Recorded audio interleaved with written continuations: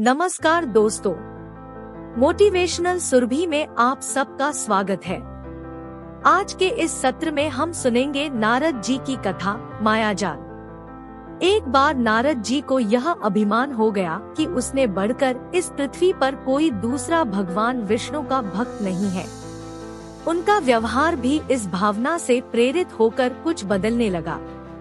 वे भगवान के गुणों का गान करने के साथ साथ अपने सेवा कार्यों का भी वर्णन करने लगे। भगवान से कोई बात छुपी थोड़े ही रहती है। उन्हें तुरंत इस बात का पता चल गया। वे अपने भक्त का पतन भला कैसे देख सकते थे, इसलिए उन्होंने नारद को इस दुष्प्रवृत्ति से बचाने का निर्णय किया। एक दिन नारद जी और भगवान विष्णु साथ साथ वन में जा रहे थे। अचानक विष्णु जी एक वृक्ष के नीचे थक कर बैठ गए और बोले, भाई नारद जी, हम तो थक गए हैं, प्यास भी लगी है, कहीं से पानी मिल जाए तो लाओ। हमसे तो प्यास के मारे चला नहीं जा रहा है, हमारा गला सूख रहा है। यह सुनकर नारद जी तुरंत सावधान हो गए। उनके होते हुए भगवान भला प्यासे रहें। वे बोले, भगवान अभी लाया, आप थोड़ी देर प्रतीक्षा करें। नारद जी एक ओर दौड़ लिए। उनके जाते ही भगवान मुस्कुराए और अपनी माया को नारद जी को सत्य के मार्ग पर लाने का आदेश दिया। माया शुरू हो गई। नारद जी थोड़ी ही दूर गए होंगे कि उन्हें एक गांव दिखाई पड़ा, जिसके बाहर कुएं पर कुछ युवा स्त्रियां पानी भर रही थी। कुएं के पास जब वे पहुँचे तो एक कन्या को देखकर अपनी सुध-बुध खो बैठे, बस उसे ही निहारने लगे। वह यह भूल गए कि भगवान के लिए पानी लेने आए थे। कन्या भी नारद जी की भावना समझ गई। वह जल्दी जल्दी जल से घड़ा भरकर अपनी सहेलियों को पीछे छोड़कर घर की ओर लपकी। नारद जी भी उसके पीछे जो लिए। कन्या तो घर के अंदर चली गई, लेकिन नारद जी ने द्वार पर खड़े होकर नारायण नारायण का अलख जगाया। गृहस्वामी नारायण का नाम सुनकर बाहर आया। उसने नारद जी को तुरंत पहचान लिया। अत्यंत विनम्रता और आदर के साथ वह नारद जी को घर के अंदर ले गया और उनके हाथ पैर धोकर स्वच्छ आसन पर बिठाया तथा उनकी सेवा सत्कार में कोई कमी न छोड़ी। उनके आगमन से अपने को धन्य बताते हुए गृहस्वामी ने अपने योग्य सेवा के लिए आग्रह किया। नारद जी बोले, आपके घर में जो आपकी कन्या जल का घड़ा लेकर अभी अभी आई है, मैं उससे विवाह करना चाहता हूँ। नारद जी की बात सुनकर गृहस्वामी एकदम चकित रह गया, लेकिन उसे प्रसन्नता भी हुई कि मेरी कन्या एक ऐसे महान योगी तथा संत के पास जाएगी। उसने स्वीकृति प्रदान कर दी और नारद जी को अपने ही घर में रख लिया। 2-4 दिन पश्चात शुभ मुहूर्त में उसने अपनी कन्या का विवाह नारद जी के साथ कर दिया तथा उन्हें गांव में ही उतनी धरती का टुकड़ा दे दिया, खेती करके वे आराम से अपना और अपने परिवार का पेट भर सके। अब नारद जी की वीणा एक खूंटी पर तंगी रहती, जिसकी ओर उनका ध्यान बहुत कम जाता।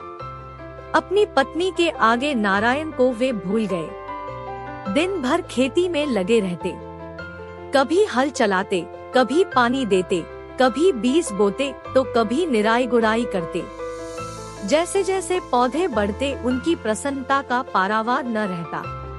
फसलें हर वर्ष पकती कटती, अनाज से उनके कोठार भर जाते।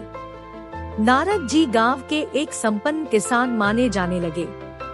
वर्ष दर वर्ष बीतते चले गए और नारद जी की गृहस्थी भी बढ़ती चली गई।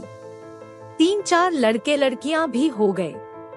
अब नारद जी को एक क्षण की भी फुर्सत नहीं मिलती थी।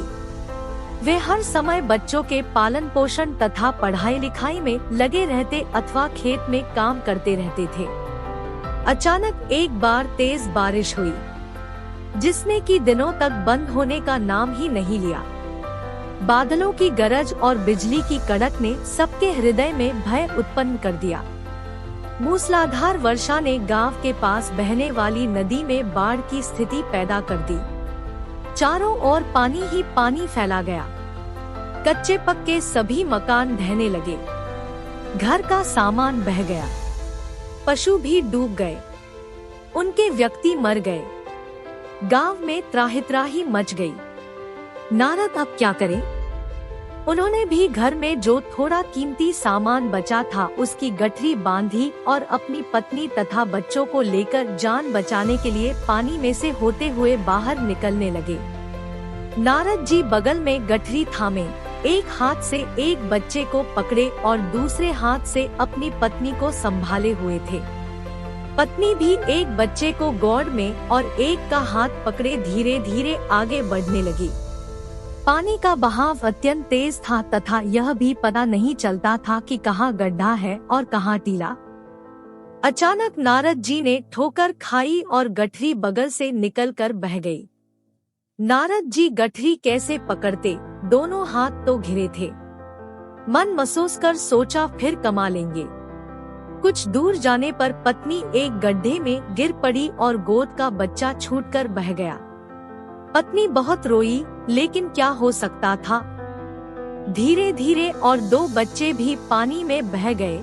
उन्होंने बहुत कोशिश की बचाने की, लेकिन कुछ न हो सका। दोनों पति पत्नी बड़े दुखी, रोते कलपते, एक दूसरे को सांत्वना देते कोई ऊंची जगह ढूंढते रहे। एक जगह आगे चलकर दोनों एक गड्ढे में समा गए। नारद जी तो किसी प्रकार गड्ढे में से निकल आए, मगर उनकी पत्नी का पता कहीं नहीं चला। बहुत देर तक नारद जी उसे इधर उधर दूर दूर तक ढूंढते रहे, लेकिन व्यर्थ। रोते रट उनका बुरा हाल था। हृदय पत्नी और बच्चों को याद कर करके फटा जा रहा था। उनकी तो सारी गृहस्थी उजड़ गई थी। बेचारे क्या करें, किसे कोसे अपने भाग्य को या भगवान को। भगवान का ध्यान आते ही नारद जी के मस्तिष्क में प्रकाश फैल गया और पुरानी सारी बातें याद आ गई। वे किस लिए आए थे और कहाँ आ गए? ओहो, भगवान विष्णु तो उनकी प्रतीक्षा कर रहे होंगे। वे तो उनके लिए जल लेने आए थे और यहाँ गृहस्थी बसाकर बैठ गए। वर्षों बीत गए गृहस्थी को बसने में और फिर सब नष्ट हो गया। क्या भगवान अब भी मेरी प्रतीक्षा में उसी वृक्ष के नीचे बैठे होंगे?